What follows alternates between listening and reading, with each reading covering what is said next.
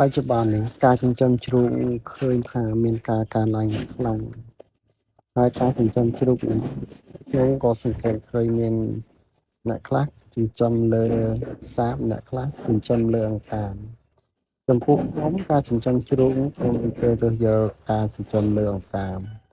ដោយសារខ្ញុំគិតថាការចិញ្ចឹមលើអង្កាមវាមានសារៈប្រយោជន៍គុណសម្បត្តិច្រើនជាងការចិញ្ចឹមលើសាបទី1ការចិញ្ចឹមលើអង្កាមយើងត្រូវការផ្ទៃដីតូចជាងចិញ្ចឹមលើសាបព្រោះចិញ្ចឹមលើអង្កាមជ្រូកជុះមកវាជុះនៅលើអង្កាមយើងមិនបាច់ក្នុងការកើបឬមុខវាចេញដោយ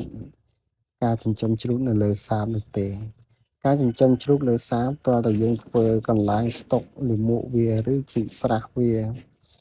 ដើម្បីបង្ហូរលាមកវាចូលក្នុងស្រះនោះទើបយើងអាចចិញ្ចឹមកើប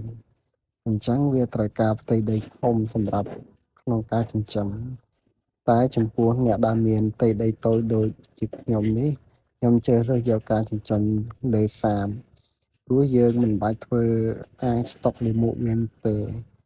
ជ្រូកវាជុះនៅលើអង្កាមហ្នឹងហើយរហូតដល់ពេលយើងប្រមូលផលជ្រូកទើបយើងកើតលាមកហ្នឹងចេញម្ដង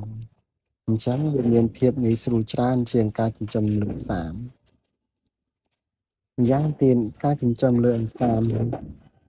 គឺយើងកាត់បន្ថយពេលវេលាក្នុងការថែទាំវាបានយ៉ាងច្រើនដោយសារការចិញ្ចឹមលើអង្កាមនេះយើងមិនចាំបាច់បាញ់ទឹកវាមួយថ្ងៃ3ដងនោះទេយើងគ្រាន់តែបាញ់ទឹកបំបត្តិក្លិនវាឬក៏ទឹកអតិសុខុមប្រាណដើម្បីឲ្យទឹកទាំងអស់នោះបំលែងលាមកជ្រូកកុំឲ្យមានក្លិនទៅបានហើយមួយថ្ងៃខ្ញុំបាញ់ម្ដងជួនកាលពេលខ្លះខ្ញុំ2ថ្ងៃទៅ3ថ្ងៃទើបខ្ញុំបាញ់ម្ដងតែចំពោះការចិញ្ចឹមលើសាំវិញយើងបាញ់មួយថ្ងៃ2ទៅ3ដងហើយយើងសម្អាតទ្រុងជ្រូក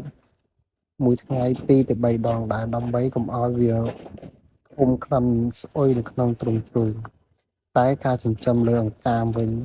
គឺមានសារៈប្រយោជន៍យ៉ាងច្រើនទី1ជ្រូករបស់យើងគ្មានក្លិនស្អុយនៅក្នុងទ្រុងនោះទេណាមួយវាមិន stress ដូចយើងចិញ្ចឹមលើសាបនោះទេវាប្រឡែងគ្នាវារត់លេងបានយ៉ាងសប្បាយ